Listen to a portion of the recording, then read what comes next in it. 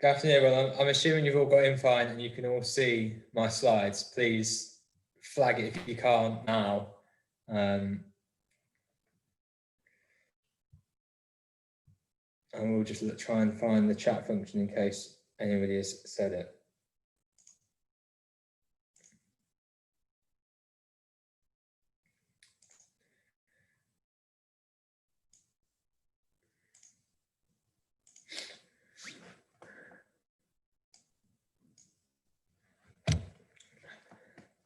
Okay, well, I think what I'm going to do, I'm going to get started fairly quickly and just let people trickle in because I'm conscious of time and I don't want to hold you for longer than perhaps you want to be in school or wherever you're sort of tuning into the webinar. So, I mean, welcome to the second set of series of Confident Choices webinars. I was just joking to John before this call that I think I was first or second last time, and then I compared myself to one of the rubbish opening acts that you get that you never remember. And despite making that joke, I've ended up as first this time. So hopefully I can be a little bit more memorable with this webinar. Obviously, thank you to everyone for coming again and your interest in a second set of webinar series. Thanks to the network of people who are delivering over the next few weeks. It's a good set of webinars. We're all quite excited about it. So fingers crossed that people do tune in over the next few weeks. Now, of course, recorded again so that you can all watch them back. So yeah, I think we'll jump straight in. Now, my first slide, and I do apologise if people have heard this 1,000,001 times. There are some names in the call that I know have heard me talk through this many a time. But it is just the generic overview of LiNCHigher and who we are, just in case there are people in the call who aren't aware. So LiNCHigher is one of 29 organisations in the country. We're part of the national project called OFS UniConnect. That was previously branded up as NCOP, and we will use the terms interchangeably because it's very hard to shake that habit. So if we talk about NCOP, we are also talking about OFS UniConnect because that is the project's name. The OFS is the higher education arm of DFE. So they sort of look after the university element and higher education side, and they are responsible for the UniConnect project.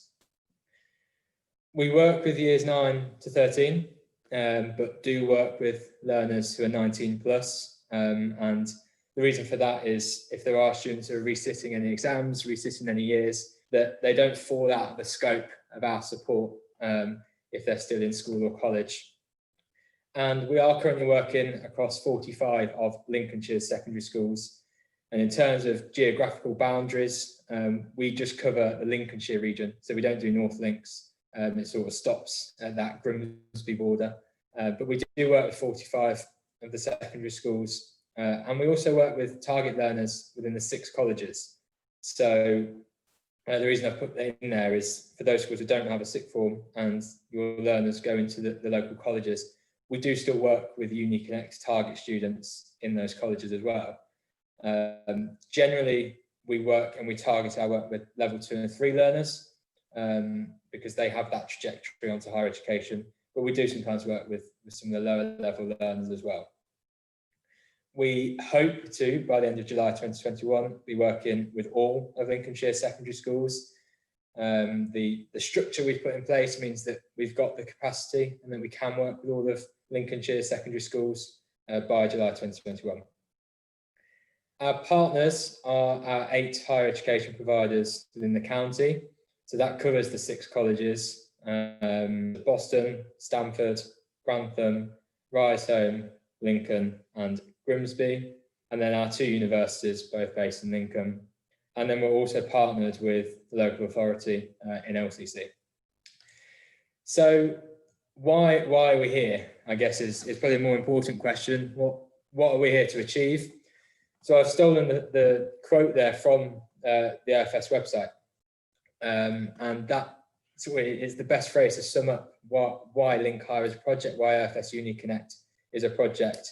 And it's really that first bit that the OFS and higher education institutions around the country are committed to supporting young people to make informed and inspired decisions. And the OFS Uni Connect project programme in itself responds to the evidence that there are certain areas in the country where progression onto higher education is lower than what would be expected based on GCSE attainment. Now, I'm very conscious that is not the catchiest of catchphrases when it comes to identifying who we work with. I always use my own postcode as an example for what that means in practice. Where I grew up, I was the first person in my postcode to have gone to higher education. I was first generation student into higher education. So by definition, that would have made me an OFS Uni Connect target student because I got the GCSEs that I needed to have that progression. What that would have meant for my younger brothers is that they probably wouldn't have been target students because as far as my postcode was concerned, students do go on to higher education if they grow up in that postcode. Now, to add another layer to that, sort of another layer of complexity, I didn't live in a target ward for OFS Uni Connect. So there's sort of another layer where we work in target wards, not just with postcodes. And we have a set of target wards across the county where these postcodes are more densely populated and prevalent. LiNCHigher's work is essentially to close that gap. The official phrase is to close the gap between disadvantaged learners and non-disadvantaged learners, but I don't really like referring to it like that because obviously disadvantaged is it's quite blind. It doesn't really tell us a lot about that learner. But the role of LiNCHigher is essentially to close that gap between students who live in these postcodes where progression to higher education is lower than what we'd expect. And I think, as I've touched on, target students are mainly identified by their postcode, by living in those areas of low participation. But we do broaden that scope. We work with wider target groups in schools and in the community. So we work with Gypsy Roma traveller students, service children, BAME learners, EAL students, students from other areas of deprivation, so other metrics for deprivation, looked after children. There's a lot of additional target groups that we do support and we do target in schools and in the community as well. So whilst funding is allocated based on postcode, we do work with wider target groups as well. And then I have also just popped on there that a lot of the research has told us that the gap has widened. And I'm amazed it lasted until slide 3 before we've dropped the dreaded C word. I think at this stage of the pandemic, you'd rather me dropping the other C words. But since the COVID outbreak, the gap between these learners has widened. The Sutton Trust and the Edge Foundation have both done reports on this, particularly when it comes to aspirations and that real sense that of belonging at higher education level, that actually the students who are already from these areas of low participation into higher education, they're already saying that they're not sure that that's their next step. So essentially in this next year, we're very conscious that it's more important than ever to support our target learners, whether that be in our postcode or in those additional groups, to make those informed and inspired choices about their post-18 decisions. So just running through very quickly sort of the plans for LiNCHigher in this academic year, and I guess how we've ended up in the position to be talking about the LinkCar Learning online programme. Obviously, we are still here to do in-school delivery, and in response to the pandemic, we are prepared to still support schools with in-school delivery, and we have implemented core programmes. I think if there are any Hub Plus or Hub Target schools within the core, I'd like to think that our officers have been in touch about those core programmes and about the activities we're planning to run in this academic year. I guess the headline here really is that we are going to be flexible to school needs and we're going to be school-led when it comes to in-school delivery. We're not going to force ourselves through the door to deliver in school. We will adapt the delivery mechanisms to make sure that we can still support learners, to give them as normal an activity plan as possible, despite the pandemic. I've put partner on LiNCHigher Delivery in there. We are still prepared to deliver. Our partners are still prepared to deliver and are actually sort of more inclined to deliver than ever. So there's a whole suite of activities that we can come and do, or our partners can do, whether it be virtually or in school. Now, evaluation, because I think it's something that we really want to raise the profile of in this next academic year, that absolutely everything LiNCHigher does is grounded in evaluation and in the data that we've collected since the project started back in 2017. So absolutely everything we do has a reason and there is an evaluation basis for it. So all of our core programs are written based on survey data from the wards and the areas that the schools sit in, and the evaluation of providers as well. So we've admitted new providers that through the course of the last few years, the evaluation suggests that they don't have the same impact as other providers. Every single activity we do is based on our evaluation. So we wouldn't commission any activity that doesn't fit with our evaluation. And with something that we call Narupi, this was never planned to be a shameless plug. If you want to hear more about Narupi, then I also did a webinar at the end of last academic year about how we use evaluation for our activities. So if you're interested in Narupi, there is a whole webinar on it, I think on the Complete Careers website, or just that, and we're happy to go through it. But in short, Narupi is a framework for activities that tells us what we need to do and why we're doing it, and how it links to aspiration to higher education.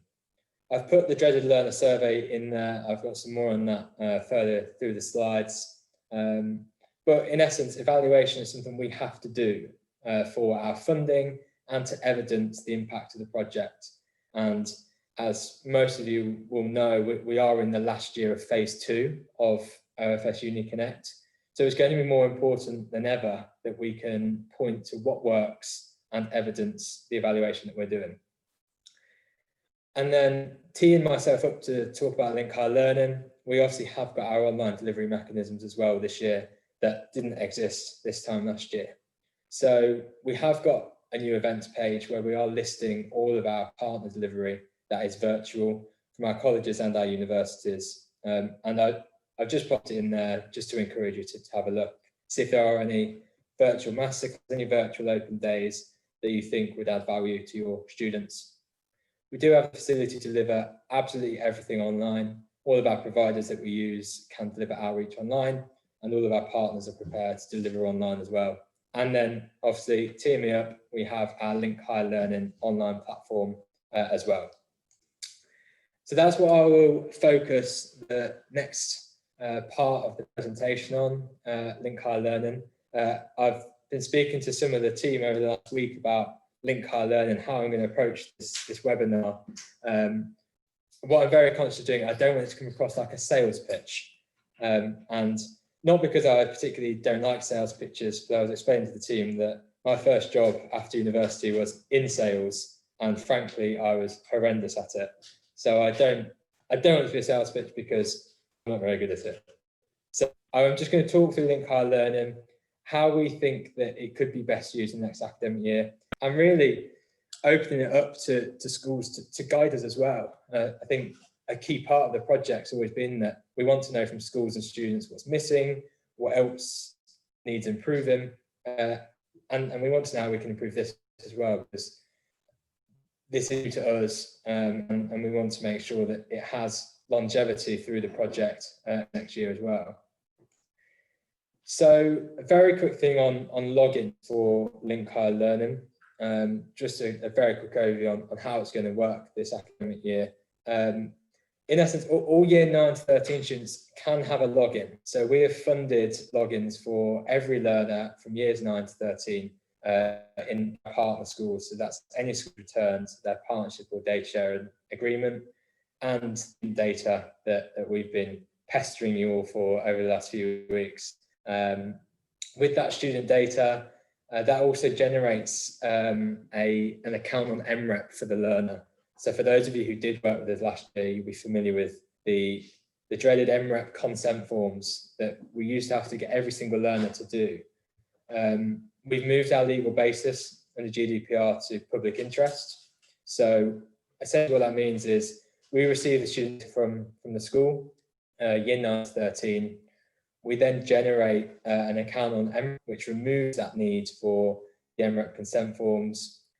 Using that data, we then also create the LinkCar Learning login for every single learner. And that login is a unique username and password. And that can be distributed to the students either by the school, you could send them out through the school, or if we have student email addresses, we can actually send them out through the system, which obviously is a lot quicker. But at the same time, we can also support staff to do that internally. So if it's something that you wanted to do, you wanted to input the email addresses yourself, then that is an option. But I think what I'm getting at is we're happy to do it. We're happy to pop the email addresses in and happy to make sure that learners get their accounts. What we can do is it's not a case of receiving email addresses and the accounts automatically go out. We actually have to click the button to say that we want them to be sent. So we can just take in the email addresses and schools can tell us when to push that button and then learners will get their accounts. What will be apparent as we go through this as well is this doesn't have to be a whole school process. We can send accounts out to year 9s, then just year 10s, then year 11s, and so on and so forth. Essentially, as with most things, we'll be school-led and we'll work with you on the best way to get the logins out to learners. So I've not dwelled on how to use this at home a great deal, and that's me trying to be realistic around what students are going to be spending their time at home doing.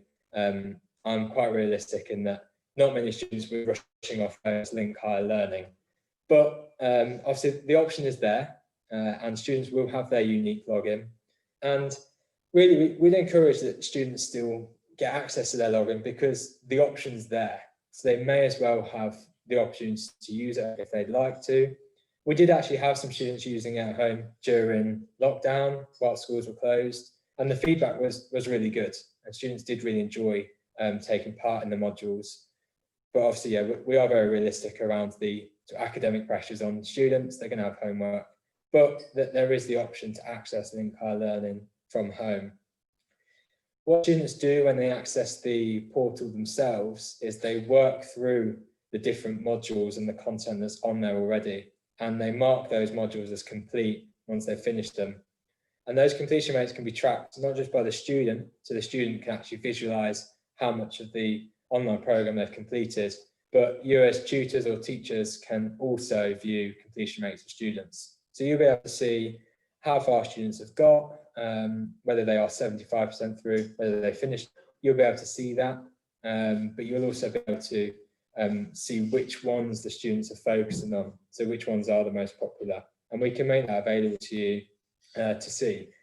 And that can be really quite helpful because, and it's helpful for us as well, because what we can see are trends where students are perhaps getting stuck or where they don't want to progress any further. But that will be something that you can track internally through the school as well. And also we do have an evaluation embedded within each of the modules. So in each of the online modules, there is evaluation. And what that means is we get live feedback from students, in essence, that they submit the evaluation and we receive that in. And that asks around the content itself, but also the accessibility content and the actual platform. And that means that we can use student evaluation to really shape what else is needed or what we need to tweak. Obviously, I have suggested on that modules could be set as homework if there's the capacity in school to do so. Load completed work onto the platform. So if it is a project activity within the platform, or if it's a CV writing exercise, a personal statement writing exercise, students can actually upload that content into the platform, which means that that can be received either by LiNCHigher or by tutors or teachers, depending who's got the access rights within school. So it's just a suggestion, and throughout this, really, these are just trying to get some thoughts about how best we use this in school next academic year. But what we'll be encouraging everyone to do is work with your officer at LiNCHigher to look at the best way of really embedding this in the school the next academic year. Now, the one I really wanted to focus on was possible in-school delivery for this in the next academic year. Obviously, LiNCHigher Learning was originally built for COVID. It was originally built really for students to access from home whilst they were doing at-home learning. Obviously, as things have adapted and schools have reopened, we'd really like to look at how best we can embed LiNCHigher Learning in school as well as students using it at home. So again, like I've just mentioned in the last slide, all of this is adaptable, everything is flexible. What we just hope is this starts that conversation between us and your school about how best we use this platform in the next academic year. So modules generally are broken down to smaller bite-sized chunks. There are some larger modules, but even the project-based modules are a series of videos or worksheets. So they are all broken down into smaller chunks that we hope can be delivered at 2 times or as part of classes. Now, if there are any modules that need breaking down further or need grouping together, we can do that at our end. So I guess without sounding like a broken record, we just need to know from a school's perspective, every single one of the school logins can be bespoke to the school. So not one school LiNCHigher learning platform will look exactly the same as another's, because we can group modules together just for one school to fit the mode of delivery in that school. It's really, again, just opening that conversation with your main hire around which modules do you think really add value to the learners and how best they need delivering. Is it in even smaller chunks? Is it in large chunks to fit the time that in a tutor or in a class? We do actually suggest in the platform how long each module takes. So that's already in there, and we can amend that for tutors as well. So if it says 60 minutes as a guide, actually it can be done, and we can amend that so there's no uncertainty from a tutor's perspective. What we can do is create a student access for teachers and tutors. I flash up the net connections and stuff, so apologies if you can't hear me, just message if it's gone for anybody and let me know. We can create student access for teachers and tutors. Teachers and tutors can log in as a student. Without confusing things, teachers and tutors will have logins to the back end of LiNCHigher Learning as well as an access to the student side.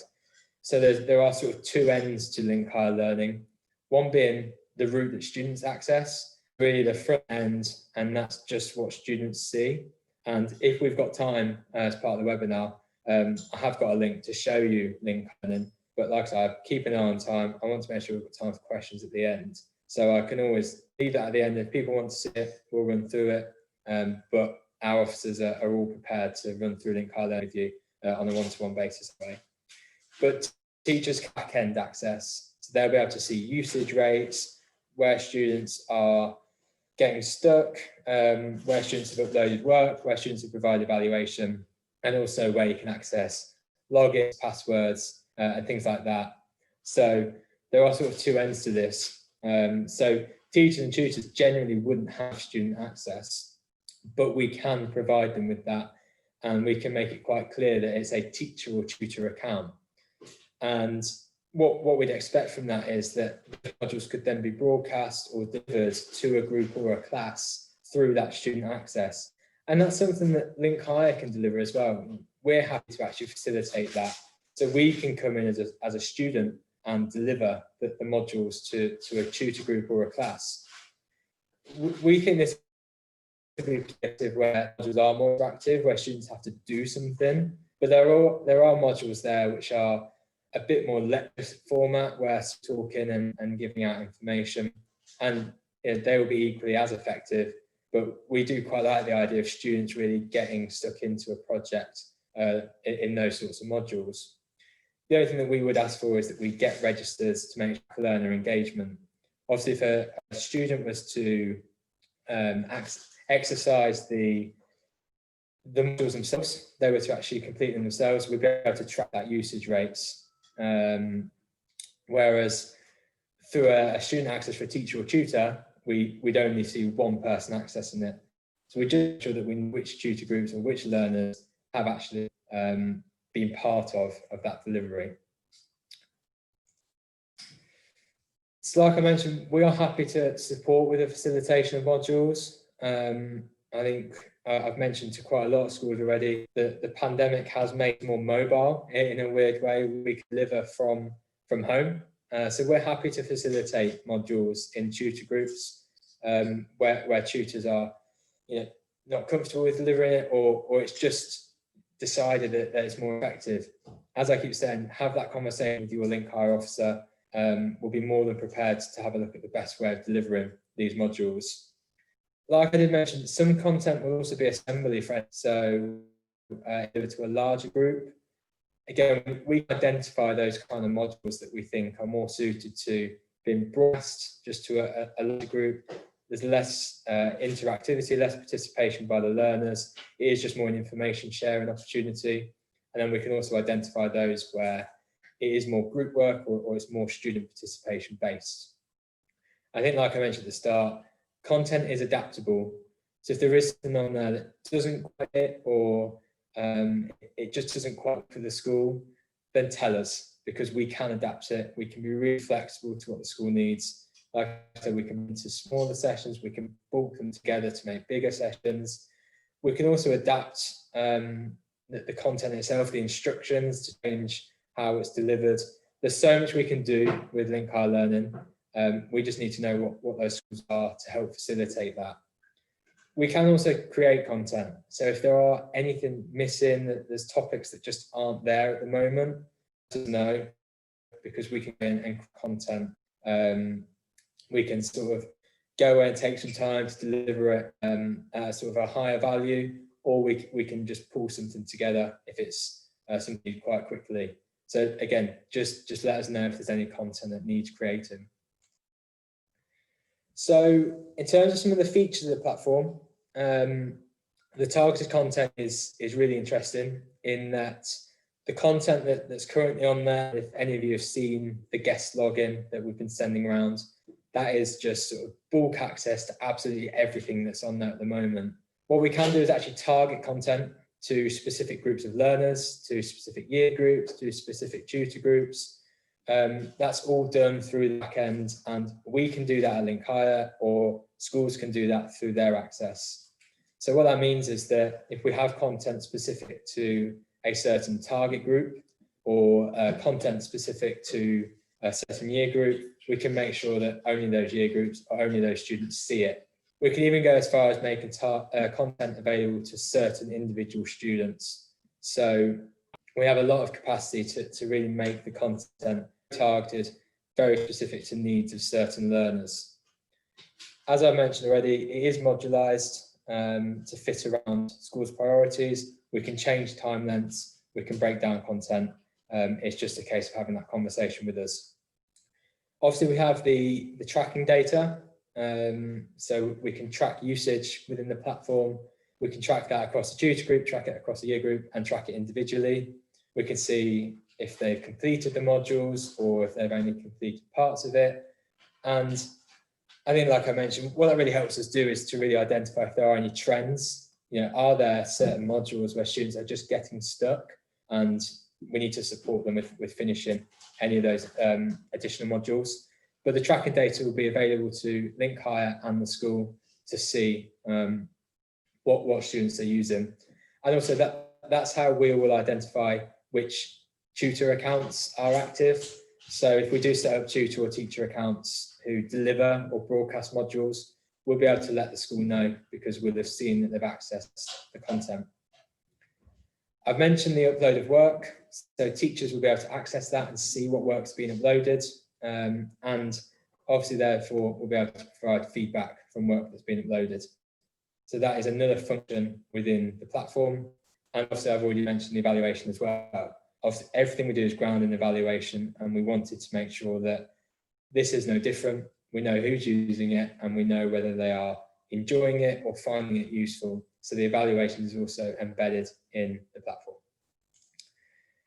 So, I mean, this isn't really a question for now, but it's just something that I wanted to raise and flag to see if it's something that our schools or teachers or advisors would find useful, is whether we need to go and actually pull together lesson plans. I guess that this isn't a limited question. This is really asking, is there anything that we can do to help with embedding this into the school? What else can we do to support schools with really make sure LiNCHigher Learning is best utilised? So lesson plans is a suggestion, but is there anything else that we really need to go away and think about and go away and pull together that means that LiNCHigher Learning is so much more accessible and so much easier to use on the school level? So obviously I will pick up the chat at the end to see what people are saying. Feel free to fire suggestions in now, but please do go away and just have a think about what else do we need to see LiNCHigher Learning to really help with using this in school, and also speak to your LiNCHigher officer about what's needed on the school level, because we will go away and do it. You know, that's why we're here. So just sort of flagging what's coming next for LiNCHigher Learning in particular. Obviously, we have our student learning modules, and that is the bread and butter of LiNCHigher Learning at the moment. It's the main function. We have all these learning modules on there.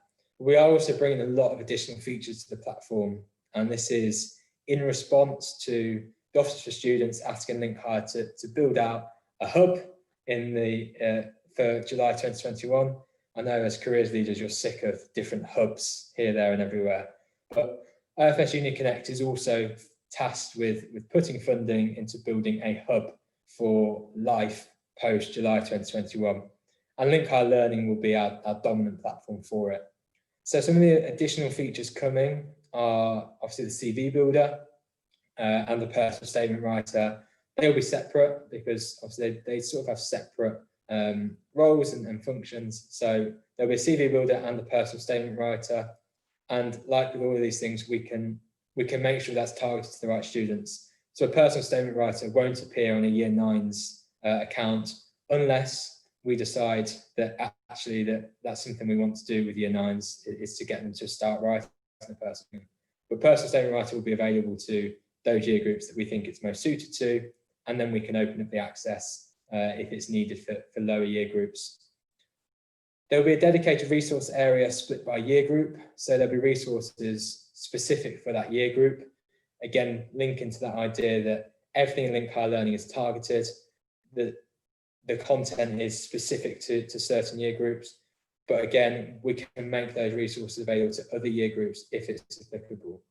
But there will be a dedicated resource area that really looks at the decisions and the key touch points for those year groups that they'll be making, and also for their parents and carers. So that'll be a public section of LiNCHigher that parents and carers can also access.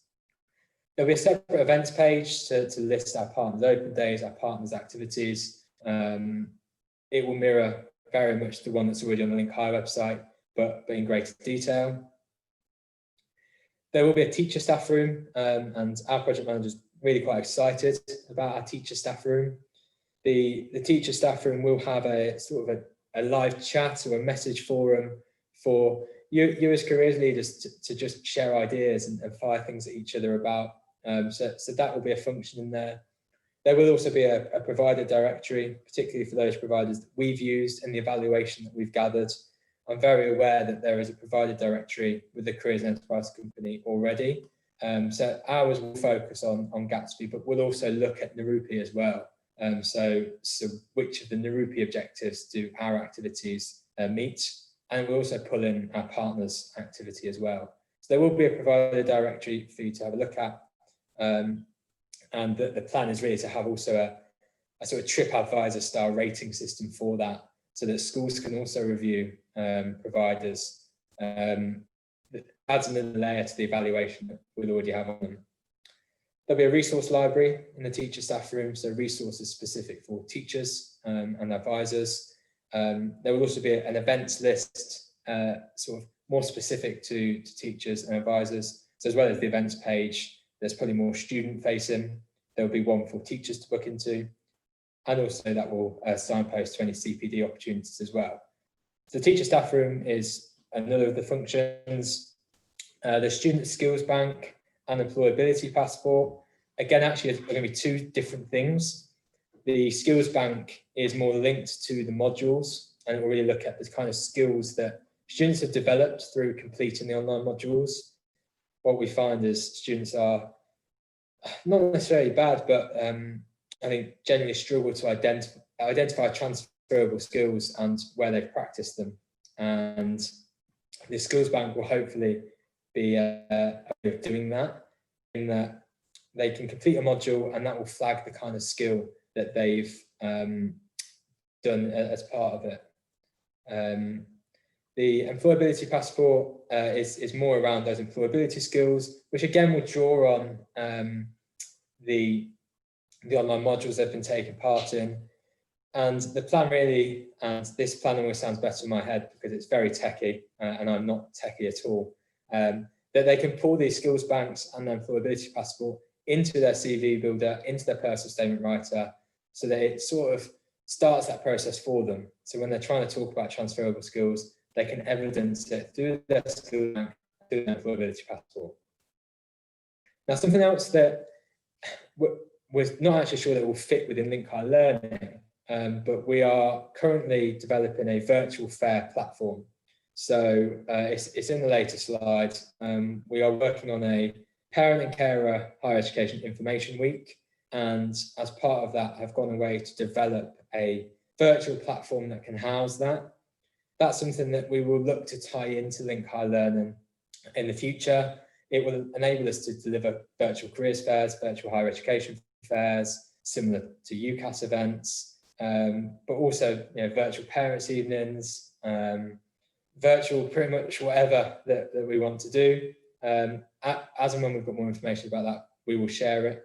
But the Parents and Carer Higher Education Information event is the first event that will be using that platform. And then finally, we have an application centre that will be on there as well. That will enable us to list post-16 courses. And that's not limited just to our partners in our colleges. We will also be encouraging schools to use that as well, that we actually list schools courses for post-16 learners, and students can actually provide applications direct through LiNCHigher Learning.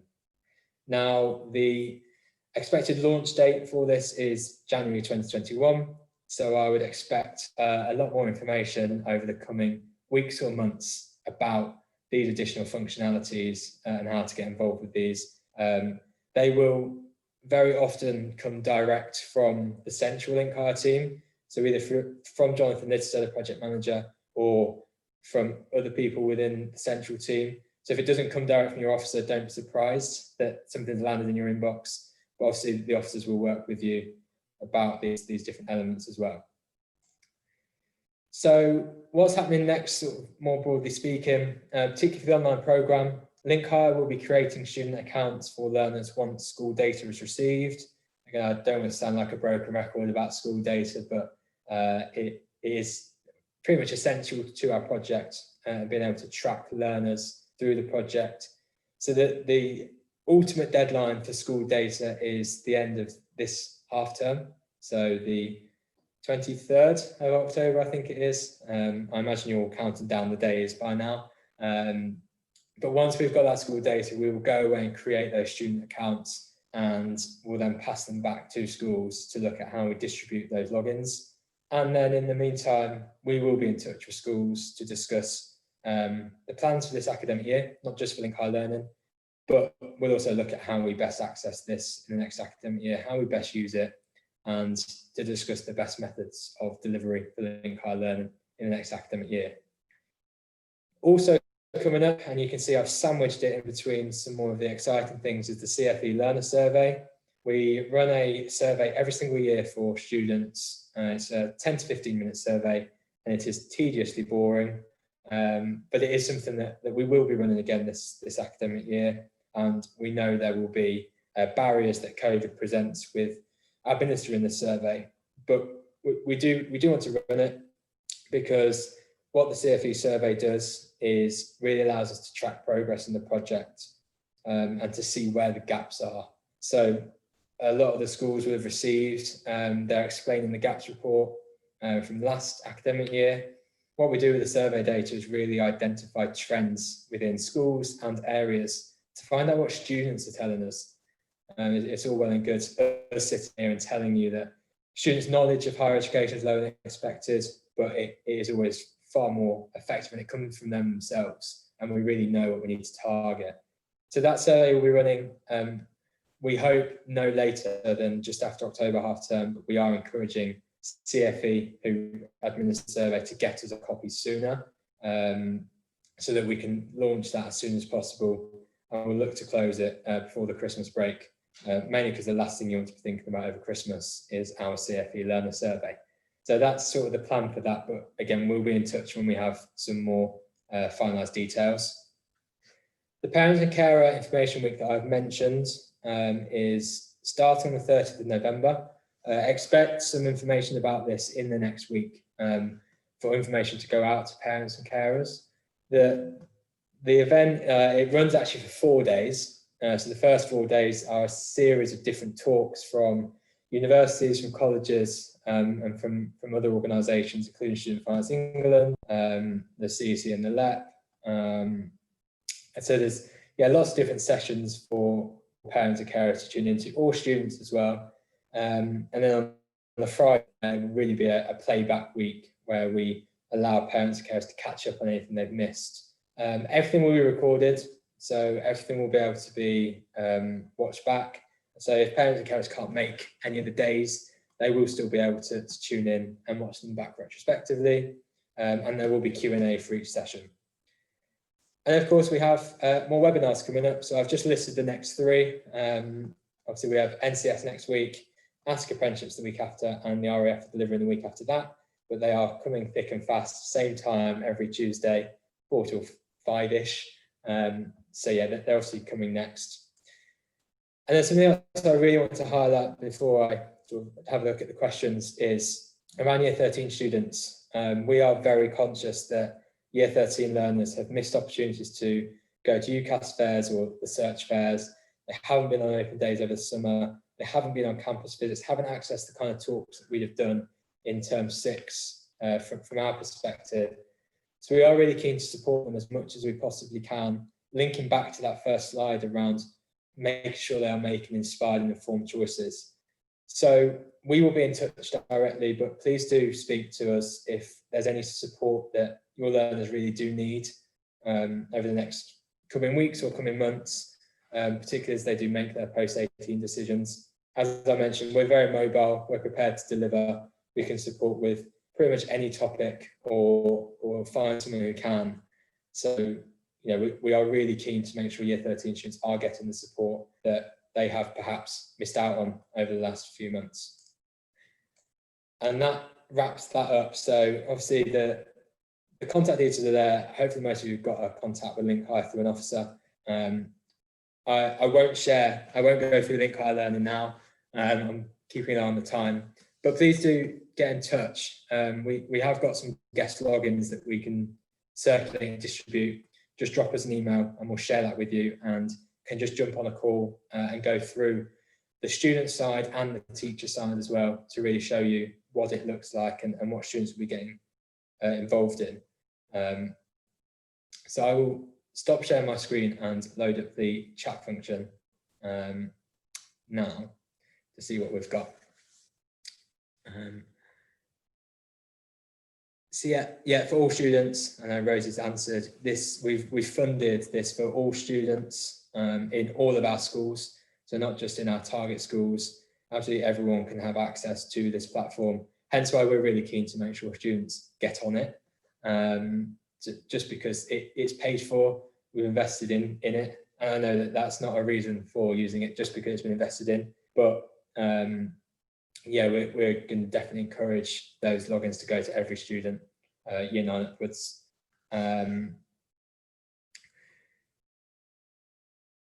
Pauline, if you drop us an email or send us your email, we can definitely arrange for a guest login to be sent over, and I'm happy to sort of go through it in more detail. That's absolutely not a problem. Regarding special schools and other settings, it's something we'll have to look at.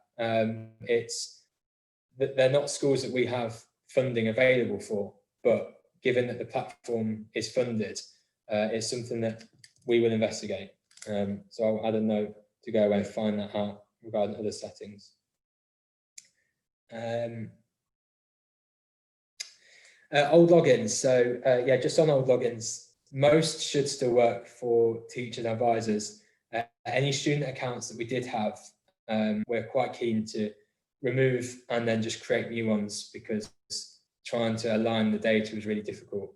So any student logins will have been reset, but staff logins should hopefully stay the same. If it has been reset, then let us know, or if you've forgotten your password, let us know and we can resend it or recreate an account. So yeah, Elaine, I will speak to you about your login.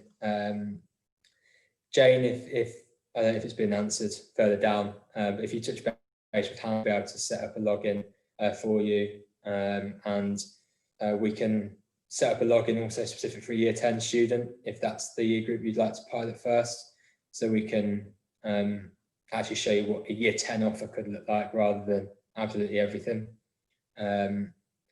Thanks for the comment on the lesson plans. Yeah, we can definitely link lesson plans to Gatsby, and in 30 minutes, that's great.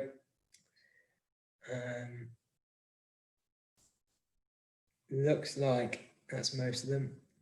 Any new schools wanting to get involved, if you drop either me an email, which I'll pop in the chat now, or the LiNCHigher email that was in there, but feel free to send me an email direct.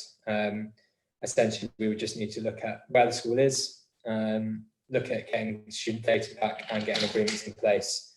But drop me an email and then we will look at that. Are there any questions from anyone else? I know I've whistled through that.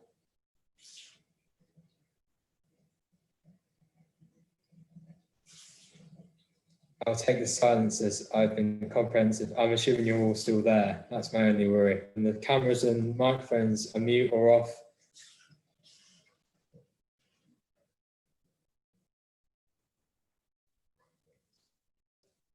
Okay. Well, thanks for tuning in to the first webinar. I hope I haven't scared you off from the future ones. And like I say, if anybody's got any questions about the online platform and wants a tour around it, because I'm conscious I haven't had a chance to do that, let us know. You can email me directly or speak to your officer and we will set that up for you. And I will speak to you all very soon.